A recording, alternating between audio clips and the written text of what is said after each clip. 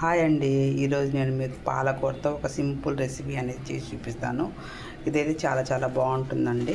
ఒకసారి అయితే ట్రై చేయండి. ఇది పాలకూర నేను ఒక కట్ట తీసుకున్నాను అండి. పాలకూర ఉల్లి కారము అంటారు కదా, దానికి ఉల్లి కారానికి నేను ఒక 2 ఎర్రగడ్డలు తీసుకున్నానండి. మీడియం సైజువి 2 ఎర్రగడ్డలు తీసుకున్నాను. ఇప్పుడు మనం పాలకూర ఉల్లి కారం ఎలా తయారు చేసుకోవాలో నేనైతే మీకు చూపిస్తానండి. స్టవ్ వెలిగించుకొని పాన్ పెట్టుకోండి. ఒక 2 స్పూన్లు అయితే ఆయిల్ వేసుకోండి. 1 స్పూన్ పచ్చెనపప్పు, 1 స్పూన్ మినపప్పు వేసుకోండి. ఇవి బాగా కొద్దిగా జీలకర్ర కూడా వేసుకోండి. ఇవి బాగా యాగనియండి. ఇవి ఏగేటప్పుడే ఒక తెల్లగడ్డ, ఒక గడ్డ అండి, నీట్గా తోలు తీసేసుకునేసి వీటిని కూడా అలాగే మనం కట్ చేసి పెట్టుకున్న ఎర్రగడ్డ అది కూడా వేసేసేయండి. అన్నీ మొత్తం కొద్దిగా పచ్చివాసన పోయేటట్టుగా వేయించుకోండి. మనకి ఇలా ఏగితే చాలండి, ఆపేసుకుందాం స్టవ్. ఇప్పుడు దీన్ని మనం మిక్సీలో కానీ రోట్లో కానీ బాగా దంచుకోండి. నేనైతే రోట్లోనే దంచుతున్నాను. చూడండి, రోల్ నీట్గా కడిగి పెట్టేస్తున్నాను. అప్పుడప్పుడు రోటి పచ్చళ్ళు, రోటి చట్నీలు కూడా వాడండి. హెల్త్కి చాలా మంచిది. టేస్ట్ అయితే నెక్స్ట్ లెవెల్లో ఉంటాయి. నేను ఇలా దంచేటప్పుడే మనకు సరిపడినంత కారము, ఉప్పు అయితే చూసుకొని వేసుకోండి. ఎందుకంటే పాలకూరలో కొద్దిగా ఉప్పు % ఉంటుంది కాబట్టి 1/2 స్పూన్ ఉప్పు వేస్తున్నానండి. కారం అయితే 1 స్పూన్ వేసుకుంటున్నాను.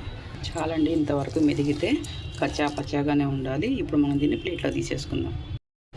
మనం ఉల్లికారం అయితే రెడీ చేసుకునేసామండి. ఇప్పుడు పాలకూరని సన్నగా కట్ చేసుకుందాం. నీట్గా కడిగి పాలకూరని ఇంత సన్నగా కట్ చేసుకోండి. పాన్ వెలిగించుకోండి. 2-3 స్పూన్లు అయితే ఆయిల్ వేసుకోండి. కొద్దిగా ఆయిల్ పడుతుందండి ఈ కర్రీకి.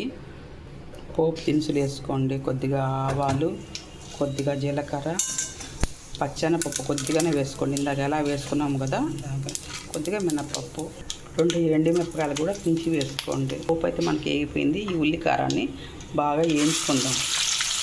ఉల్లికారం బాగా యాగాలండి. చూడండి, మనకు కారం బాగా వేగింది. ఆయిల్ కూడా మనకు బయటకు వచ్చేసింది. ఈ కారం అనేది ఎంత బాగా అయితే వేగుతుందో మనకు టేస్ట్ అనేది అంత బాగా ఇంక్రీజ్ అవుతుందండి. ఇప్పుడు మనం కట్ చేసి పెట్టుకున్న పాలకూర వేసేసుకుందాం. చూడండి, పాలకూర మొత్తం వేసేసుకుందాము. ఇప్పుడు పాలకూరని పైనుంచి కింద నుంచి మొత్తం అంతా కలుపుకుందామండి. చూడండి, ఇలా అయితే కలుపుకున్నాం కదా. ఇప్పుడు మూత పెట్టేసి కొద్దిసేపు మగ్గనిద్దాం. మనకు పాలకూర వేసినప్పుడు ఎంత ఉంది, ఇలా మంచిగా బాగా వాడుతూ ఉందండి. ఈ వాటర్ అంతా పోవాలి. ఇంకా మనకు పాలకూర అనేది ఇంకా బాగా అనేది వాడాలండి. దీంట్లో అనేది ఉప్పు అనేది ఒకసారి చెక్ చేసుకోండి. ఉప్పు నాకైతే కొద్దిగా తక్కువ అనిపించింది. మళ్ళీ కొద్దిగానే సాల్ట్ వేస్తున్నాను. ఎందుకంటే పాలకూరలో ఉప్పు అనేది ఉంటుందండి, దాన్ని జాగ్రత్తగా చూసుకొని వేసుకోండి. చూడండి, మనకు తాలింపు అనేది పూర్తిగా అయిపోయిందండి. ఇప్పుడు మనం దీన్ని సర్వింగ్ బౌల్లో తీసేసుకుందాం.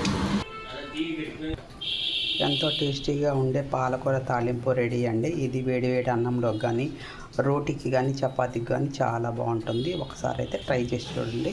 టేస్ట్ అయితే నెక్స్ట్ లెవెల్లో ఉంటుంది. బాయ్ అండి.